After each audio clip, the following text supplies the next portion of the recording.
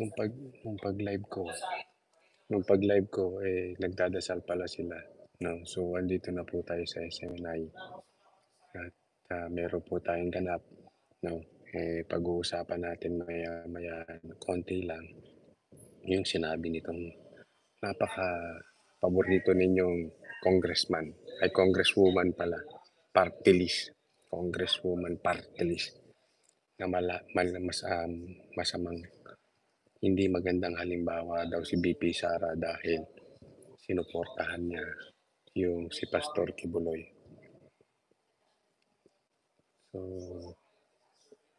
pag-usapan natin yan habang naka-background tayo sa SMNI Live.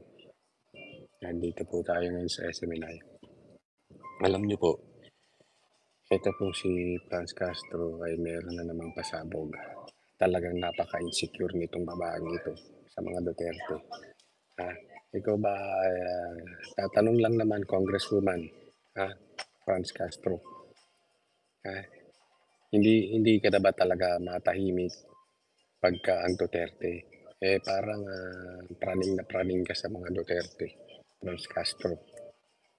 Lahat na lang ng gagawin ng mga Duterte, parang ikaw ay mistulang galit na galit. Daig mo pang naglilihi. Pinaglilihan mo ba ang mga Duterte?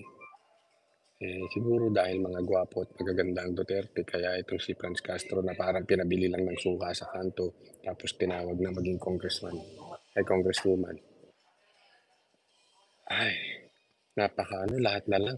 Isipin mo Franz Castro, para kang vlogger na timawa, para kang vlogger na walang nanonood, na pati si Pastor Kibuloy ginagamit mo pa sa iyong content. Ano ba yan, Para ikaw ay magka-project, gagamitin mong birahin si Pastor Kibuloy. Kita mo ang style nitong si Franz Castro. Naririnig, okay lang po yung volume ko. Kasi hindi po ako makasigaw-sigaw eh. Okay lang po ba volume natin kasi naka-live sila Naka-live po ang SMNI ngayon. So, relax lang po ang boses ko. Okay lang po ba? Okay lang, loud and clear. O yan, kasi po, ito si Franz Castro. Palibhasa, parang pinabili ng suka. Ang nanay sa kanto. Ganun ang itsura siguro. Ingit na ingit sa mga itsura ng mga Duterte. Parang mga vloggers na ingit sa mga DDS vloggers, no? Parang lahat na lang ng topic nila patungkol kay Pastor Kibuloy ngayon. No? Bakit? Hindi ka na ba magandang halimbawa pagka pumanig ka sa kay Pastor Kibuloy? Ganyan po.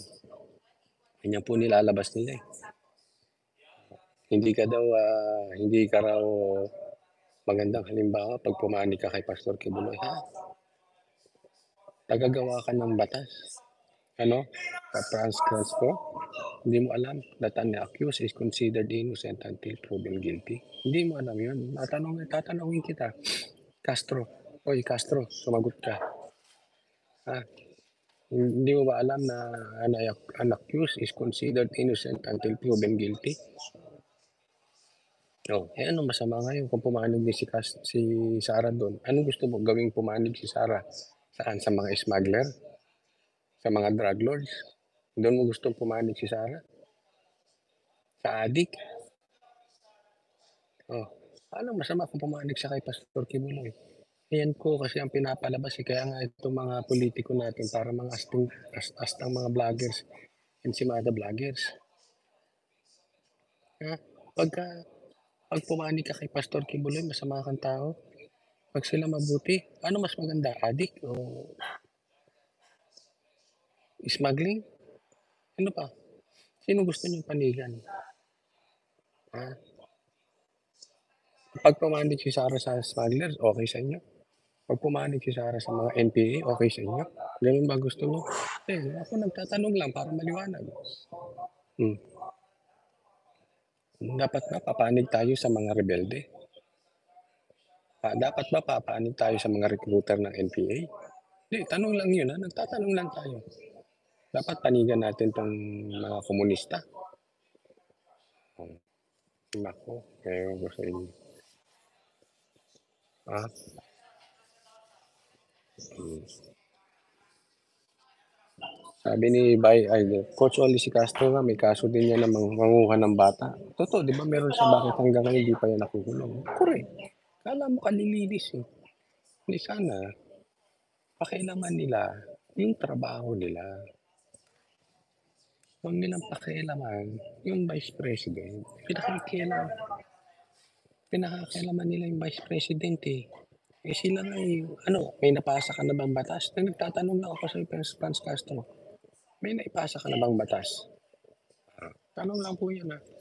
Kasi parang ano eh, hindi ko lang mapakita kasi wala ako sa studio kung nandito ako sa SMNI. Ah,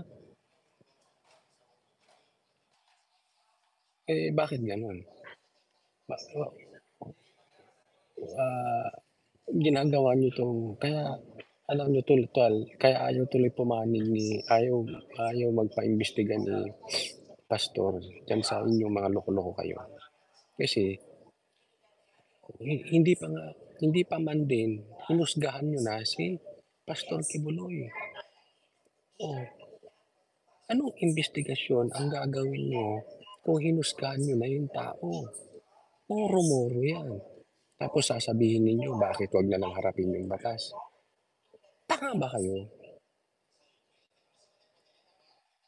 Hinusgahan nyo na. Anong investigasyon ang gagawin ninyo kung nahusgahan nyo na? Real talk po. Diba? Kung talagang, hamon ko sa inyo to mga mambabatas, kung talagang matibay ang inyong kaso, ha? Dalahin nyo sa korte. Oh, bakit? Huwag kayong dalahin sa korte. Bakit? Dahil mahina ang kaso? Eh, di ba? Ba't hindi nyo dalahin sa korte? Bakit kayo takot? Ah, kaya na sabi ko sa inyo eh. Puro lang kayo sa, puro lang kayo pa ganyan-ganyan eh. Mga wala kayong, ginagawa niyo yung trial by publicity.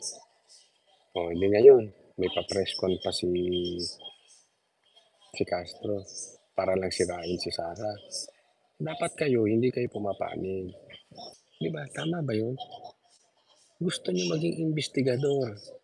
Ang trabaho niyo ay legislative. Sa Tagalog, gusto niyo ang trabaho niyo ay gumawa ng batas. Ang gusto niyo maging investigador. Paano ka? Sige, for discussion purposes, tanggapin natin yung gusto niyo maging investigador. Kung gusto niyo maging investigador, dapat patas kayo. Huwag niyo munang hinuhusgahan. Dapat tinitingnan niyo ang buong pagkabilang panig. Wala pa man hinusgahan niyo na. Sino gusto magpaimbestiga sa ganyan? Loko-loko lang talaga magpapaimbestiga sa ganyan. Oh. Judy Dane, Santa Cruz, nandito ako sa SMNI Japan. Yung background ko po, SMNI yan. Yan, naka-live sila ngayon. Oo. Kaya pabolong-bolong lang muna ako. Ay, coach, baka daw malakas na boses mo sumisili po nga tayo. Mm-hmm. Yan. Malakas na ba boses ko? Hindi, malaki na pa naman. Nahiya. Nahiya ako dun sa babae na to. Binanatan ko rin to. Siya yung isang babae binanata ko nagtatanong kay Attorney Sal. Sabi ko, may ang tagal ng tanong mo. Kaya na ka ba magtatanong? Pero okay na kami. Okay na kami dito sa SMNI. Tanggap na nila na ano. Sa katunayan, ito walang biro to. Pagpasok ko dito sa guard, alam mo pinapanood nila yung video ko. Nanonood sila, sabi ko, naku, huwag kayong maniwala diyan kay Coach Oli. Pero maraming salamat sa mainit na pagtanggap nyo sa amin sa seminaryo. Yeah. Kaya nagpaalam naman ako. Sabi ko, tahimik lang ako, baka pwede mag-live. Pero kung hindi puwede mag-live, sasara natin, 'di ba? Pero nanood naman sila.